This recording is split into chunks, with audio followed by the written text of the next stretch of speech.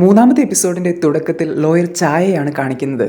Case തോറ്റപ്പോൾ ഹേസുങ് വന്ന് കളിയാക്കിയ കാര്യമല്ല അയാൾ ഓർക്കും. എന്നിട്ട് തന്നെ ഉറക്കെ പറയും, അവളെന്താ സ്വന്തം ഡിഫൻഡന്റിനെ വിശ്വസിക്കാത്തത്? അങ്ങനെയാണെങ്കിൽ അവൾക്ക് പ്രോസിക്യൂട്ടർ ആയാൽ പോരായിരുന്നോ? എന്തിനാ പബ്ലിക് ഡിഫൻഡർ ആയത്? ശരിയല്ലേ ശരിയല്ലേ എന്ന് ചോദിച്ച് അവിടെയുള്ള ഓരോരുത്തരെയായി പേടിപ്പിക്കും. എന്നിട്ട് അയാൾ പിന്നെയും പറയും, ഞാൻ പോയി അവൾ കേസ് വാദിക്കുന്നത് കാണട്ടെ, അവൾ എന്തെങ്കിലും വേണ്ടാതിനെ ചെയ്താൽ ഞാൻ അവളെ റിപ്പോർട്ട് ചെയ്യും. ഇതും പറഞ്ഞ് ലോയർ ചാ വാദം നടക്കുന്നിടത്തേക്ക് പോകും. ജഡ്ജ് ഹേസുങ്ങിനോട് ചോദിക്കുന്നു, പ്രോസിക്യൂട്ടർ പറഞ്ഞ കാര്യമല്ല നിങ്ങൾ അംഗീകരിക്കുന്നുണ്ടോ? അവിടെ ഇരിക്കുന്ന ലോയർ ചാ ഹേസുങ്ങിനെ കളിയാക്കി പതുക്കെ പറയും, അതെ, കുറ്റമെല്ലാം ഞങ്ങൾ അംഗീകരിക്കുന്നു. ഞാൻ ബെറ്റ് വെക്കാം ഇതായിരിക്കും അവൾ പറയുക. പക്ഷേ അയാളെ ഞെട്ടിച്ചുകൊണ്ട് ഹേസുങ് പറയും, എല്ലാ കുറ്റവും ഞങ്ങൾ നിഷേധിക്കുന്നു, എൻ്റെ കക്ഷി തെറ്റ് ചെയ്തിട്ടില്ല. പിന്നെയും വാദം തുടരുകയാണ്.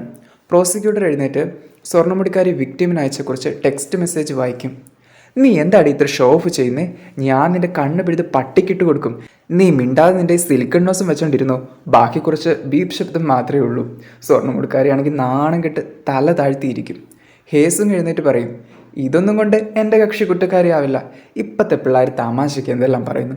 ഏയ് സില്ലി ഗേൾന്ന് വിളിക്കില്ലേ, അത്രയുള്ളൂ ഇതെല്ലാം. ജഡ്ജിയാണെങ്കിൽ വിചാരിക്കും ഇവൾക്ക് മുഴുവട്ടാണല്ലോ എന്ന്. ഹേസുങ് സൂഹയെ നോക്കുമ്പോൾ ജഡ്ജ് അനുകൂലമല്ല എന്ന് അവൻ ആക്ഷൻ കാണിക്കും. അടുത്തത് ദൃക്സാക്ഷിയായിട്ട് ഒരു പയ്യനെ ചോദ്യം ചെയ്യുവാണ്. സ്വർണ്ണമുടിക്കാർ തള്ളിയിടുന്നത് നീ കണ്ടോ എന്ന് ഡേവൻ ചോദിക്കും. ആ, ഞാൻ ശബ്ദം കേട്ട് ചൊല്ലുമ്പോൾ ഡോങ്കി താഴെ വീണ് കിടപ്പുണ്ടായിരുന്നുവെന്ന് അവൻ പറയും. അടുത്തത് ഹേസുങ്ങാണ് ചോദിക്കുന്നത്, ശബ്ദം കേട്ട് അങ്ങോട്ടേക്ക് ചെന്നെന്നല്ലേ നീ പറഞ്ഞത്? അപ്പോൾ ഇവൾ തള്ളിയിടുന്നത് നീ നേരിട്ട് കണ്ടില്ല?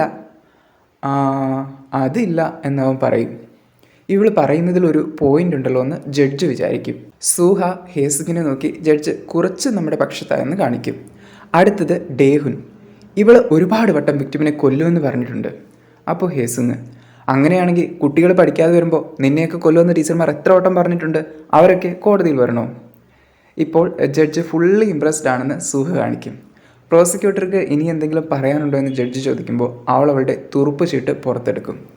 വിക്ടിമിന് ഇന്ന് രാവിലെ ബോധം തെളിഞ്ഞിട്ടുണ്ട്. അവളെ സാക്ഷിയാക്കി കൊണ്ടുവരണമെന്ന് ആവശ്യപ്പെടും. സ്വർണ്ണമുടിക്കാരി ഹേസുങ്ങും സന്തോഷത്തോടെ അത് സമ്മതിക്കും. കാരണം അവൾ വന്നാൽ സത്യം തെളിയുമല്ലോ. അങ്ങനെ വിറ്റ്നസ് ആയിട്ട് വിക്ടിം വരുന്നതുവരെ നമുക്കൊരു ബ്രേക്ക് എടുക്കാമെന്ന് ജഡ്ജി പറയും.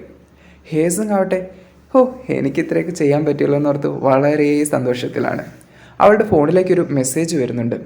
ഐ വിൽ ബി ദെയർ, ഞാൻ അവിടെ ഉണ്ടാവുമെന്നാണ് അതിലെഴുതിയിരുന്നത്. ഇതാരപ്പാ എനിക്ക് മെസ്സേജ് അയച്ചത്? വല്ല സ്പാമും ആയിരിക്കുമെന്ന് അവൾ വിചാരിക്കും. തൊട്ടപ്പുറത്ത് സൂഹ ഫോണും പിടിച്ചുകൊണ്ട് നിൽപ്പുണ്ട്. അവൾ സന്തോഷത്തോടെ അവൻ്റെ അടുത്തേക്ക് ഓടിച്ചെല്ലും. നീ കാണിച്ച സൈനെല്ലാം അടിപൊളിയായിരുന്നു. ഇനി കേസ് നടക്കുമ്പോഴും എന്നെ ഇങ്ങനെയുള്ള സൈൻ കാണിച്ച് ഹെൽപ്പ് ചെയ്യണമെന്ന് അവൾ പറയും. ഫ്രീ ആയിട്ടോ എന്ന് സൂഹ ചോദിക്കുമ്പോഴാണ് അവൻ അവളുടെ മുഖത്ത് മാർക്കർ കൊണ്ടുള്ള ഒരു വര കാണുന്നത്. അവനത് കാണിച്ചു കൊടുക്കും. ഇവിടെ നിന്ന് സൂഹ കവിള് തൊട്ട് കാണിക്കുമ്പോൾ ഹേസുങ് വിചാരിക്കും ഹെൽപ്പ് ചെയ്യുന്നതിന് പകരമായി അവൻ ഉമ്മ ചോദിച്ചതാണെന്ന്. അവൾ അവളുടെ കയ്യിൽ ഉമ്മ വെച്ച് അവൻ്റെ കവിളിൽ കൊണ്ടുവയ്ക്കും. ഇതുകൊണ്ട് തൃപ്തിപ്പെട്ടോളം പറയും, നീ എന്താ ഈ ചെയ്യുന്നേ? നിൻ്റെ മുഖത്തൊരു വരയുണ്ട്, ഞാനത് കാണിച്ചു തന്നാണെന്ന് പറയുമ്പോൾ ഓ അതായിരുന്നു എന്ന് ചോദിച്ച് ഹേസുങ് തുപ്പൽ വെച്ചത് മായ്ച്ചു കളയും. ഞാൻ എൻ്റെ മുഖം കഴുകാൻ പോവാണെന്ന് പറഞ്ഞ് സൂഹ അവിടുന്ന് ഓടിപ്പോകും. അപ്പോഴാണ് ആരോ സംസാരിക്കുന്ന ഒരു ശബ്ദം സൂഹയുടെ ചെവിയിൽ ഉറക്കെ കേൾക്കുന്നത്.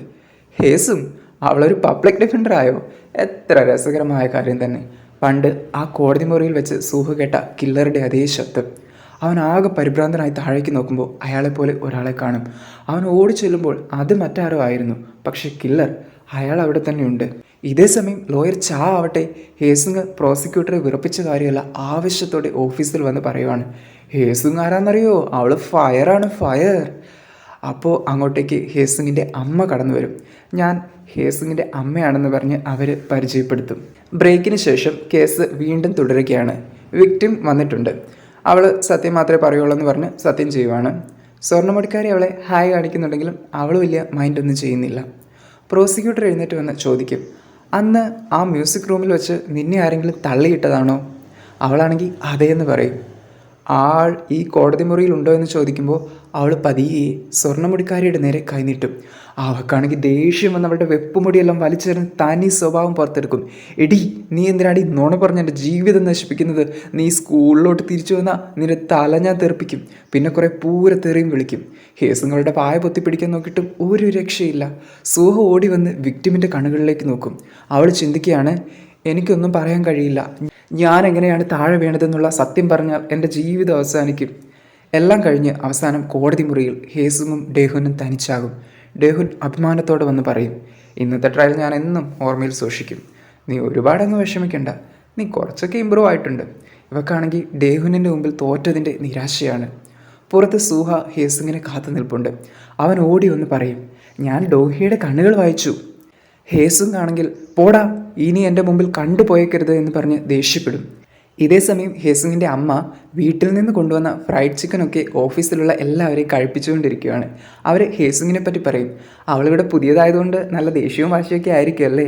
ചോയാണെങ്കിൽ ആ അതേന്ന് പറഞ്ഞു വരുമ്പോൾ ലോയർ ചാ ഇടയ്ക്ക് കയറ്, ഏയ് അല്ലല്ലല്ല, അവൾ പുറമേ റൂഡായി തോന്നുമെങ്കിലും ഉള്ളിൽ പാവമാണ്.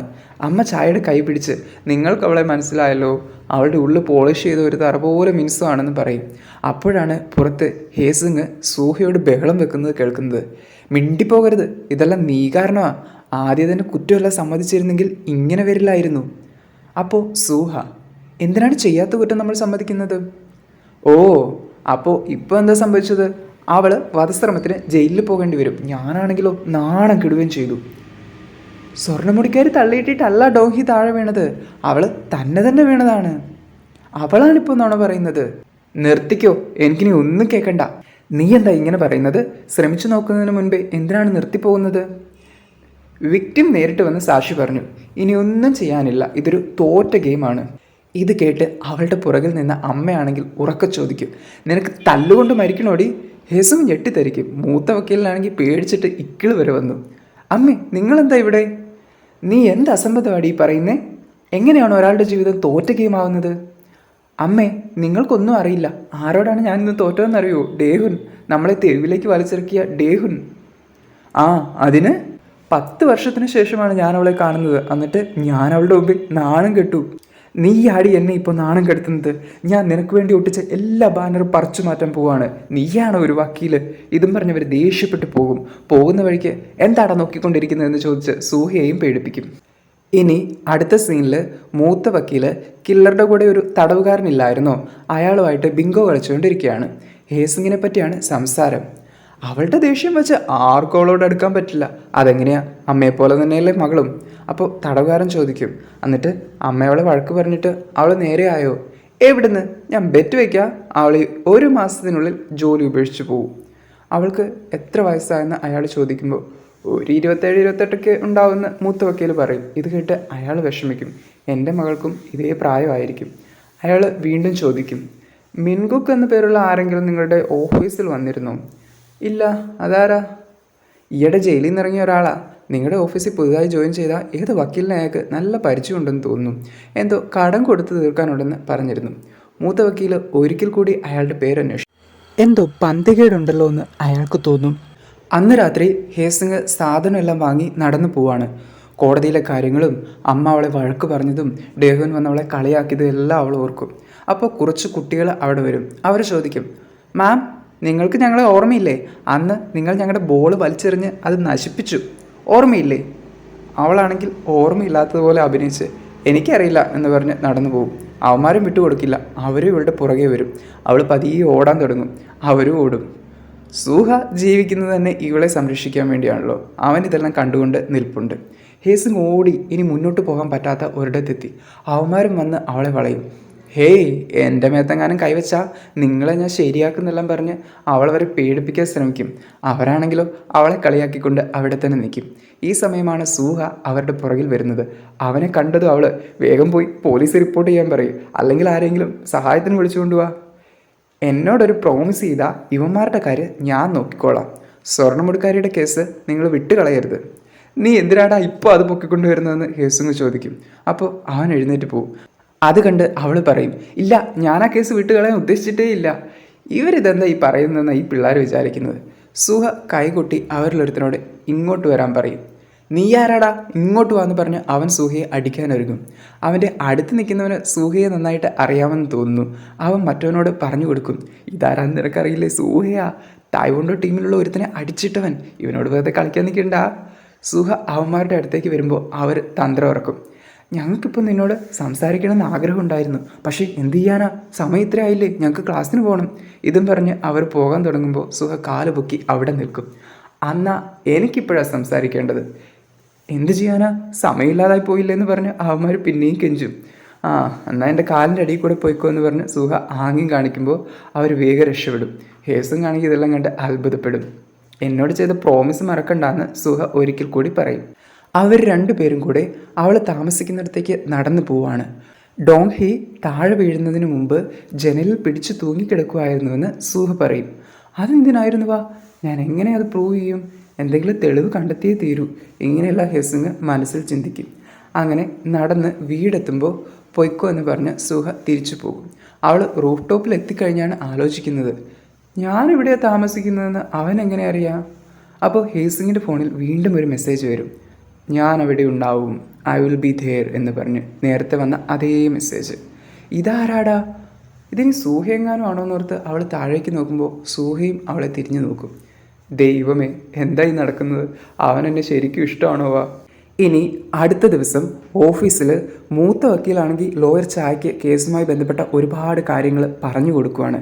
ഇത് കണ്ട ഹേസിങ് വന്നിട്ട് എനിക്ക് സ്വർണ്ണമുടിക്കാരെ രക്ഷിക്കണം, എന്നെ സഹായിക്കണം എന്ന് പറയും. മൂത്ത വക്കീൽ ഇല്ലില്ല, ഞാനെന്തിനാണ് നിന്നെ സഹായിക്കുന്നതെന്ന് പറഞ്ഞ് മാറിയിരിക്കും. അവൾ അടുത്ത് വന്ന് ഇപ്പോൾ ഉള്ളത് വിക്ടിമിൻ്റെ മൊഴിയാണ്, അവളാണെങ്കിൽ നുണയാണ് പറഞ്ഞുകൊണ്ടിരിക്കുന്നത്, എന്താ ചെയ്യേണ്ടതെന്ന് എനിക്കറിയില്ല എന്ന് പറയും. അയാൾ ഹിയറിംഗ് എയ്ഡിൻ്റെ ബാറ്ററി ഊരി ഇത് ചത്തന്നാ തോന്നുന്നത്, എനിക്കൊന്നും കേൾക്കുന്നില്ലെന്ന് പറയും. അവൾ ഒരു പേപ്പറിൽ ഞാൻ മോശമായി പെരുമാറിയതിനുള്ള സോറി എന്നെ സഹായിക്കണമെന്ന് എഴുതി കാണിക്കും. അയാൾ പിന്നെ കസേര മാറിയിരിക്കും. അങ്ങനെ ഒരു വലിയ കസേരകൾക്കൊടുവിൽ അത് മറന്നേക്കെന്ന് പറഞ്ഞ് അയാൾ എഴുന്നേറ്റ് പോകും. അയാളില്ലെങ്കിൽ ഞാൻ ഹെൽപ്പ് ചെയ്യണമെന്ന് ലോയർ ചാ ചോദിക്കും. വേണ്ട നന്ദി എന്നും പറഞ്ഞ് അവൾ പോകും. അവസാനം വേറെ ഒരു രക്ഷയില്ലെന്നാവുമ്പോൾ അവൾ തന്നെ അയാളുടെ അടുത്ത് വന്ന് നിങ്ങളെങ്ങനെ എന്നെ സഹായിക്കാൻ പോകുന്നത് എന്ന് ചോദിക്കും. ഞാനൊരു പഴയ പോലീസുകാരനല്ലേ, എനിക്ക് എൻ്റേതായ വഴികളുണ്ടെന്ന് ചാ പറയും. അടുത്ത സീനിൽ ലോയർ ചായും ഹേസുങ്ങും കൂടി സ്കൂൾ യൂണിഫോം ഇട്ട് നിൽക്കുവാണ്. ഇതായിരുന്നു അയാളുടെ പ്ലാൻ. നീ പോയി പിള്ളേരെയെല്ലാം ചോദ്യം ചെയ്തോ, ഞാൻ ക്രൈം സീൻ ഒന്ന് പോയി നോക്കട്ടെ എന്ന് പറഞ്ഞ് അയാളൊരു സ്കൂൾ കുട്ടീനെ പോലെ ഓടിപ്പോവും. ഹേസുങ്ങ് ക്ലാസ്സിലേക്ക് വരുമ്പോൾ രണ്ട് പെൺപിള്ളേർ അവിടെ നിന്ന് സ്വർണ്ണമുടിക്കാരി കോടതിയിൽ തെറി വിളിച്ച കാര്യമുള്ള ന്യൂസ് നോക്കി പറഞ്ഞ് ചിരിച്ചുകൊണ്ടിരിക്കുകയാണ്. അവൾ അവരുടെ അടുത്ത് വന്ന് ഹായ്, ഞാനിവിടെ പുതുതായി വന്നയാളാന്ന് പറഞ്ഞ് പരിചയപ്പെടും.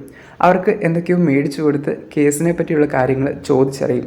അവരാണെങ്കിൽ പറയും, ആ സ്വർണ്ണമുടിക്കാരി എപ്പോഴും പുള്ളി ചെയ്യുമായിരുന്നു, അവളാണ് ഡോങ് ഹി ഫേക്ക് ന്യൂസ് എന്ന് വിളിച്ച് കളിയാക്കിക്കൊണ്ടിരുന്നത്. അവളെന്ത് തെറ്റാ ചെയ്തേ, അവൾ ഭയങ്കര സുന്ദരിയല്ലേ, അത് മാത്രമല്ല സ്മാർട്ടും ആയിരുന്നു, അവൾക്ക് സ്കോളർഷിപ്പ് കിട്ടി, ക്ലാസ്സിൽ ഇരിക്കാതെ തന്നെ 2 ക്ലാസ് മുന്നോട്ട് കയറിയിട്ടുമുണ്ട്, അതുകൊണ്ടായിരിക്കും. ഡോങ് ഹി ഫ്രീ ടൈമിലൊക്കെ എന്താ ചെയ്യുന്നത്, അവൾക്ക് ഫ്രണ്ട്സ് ആരുമില്ല, ഒന്നുകിൽ മ്യൂസിക് റൂമിലിരുന്ന് പിയാനോ വായിക്കും, അല്ലെങ്കിൽ കമ്പ്യൂട്ടറിൽ ബ്രൗസ് ചെയ്തുകൊണ്ടിരിക്കും. അങ്ങോട്ടേക്ക് വരുന്ന സൂഹ ഹേസിങ് സ്കൂൾ യൂണിഫോം ഇട്ട് ന്യൂസ് പിടിക്കുന്നത് കാണും.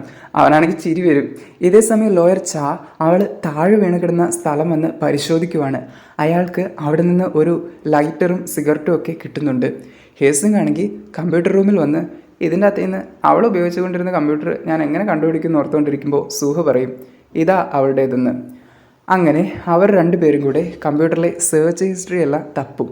അവർ നോക്കുമ്പോൾ എങ്ങനെ സ്മോക്കിംഗ് സ്മെൽ ഒഴിവാക്കുക, അങ്ങനെ അവൾ സെർച്ച് ചെയ്ത പല കാര്യങ്ങളും കാണും. അപ്പോൾ അങ്ങോട്ടേക്ക് ലോയർ ചാ ഒരു പ്ലാസ്റ്റിക് സഞ്ചി പൊക്കി പിടിച്ചു വന്ന് എന്തിനാ ഡോഹി താഴേക്ക് ചാടിയതെന്ന് ഞാൻ കണ്ടുപിടിച്ചു എന്ന് പറയും.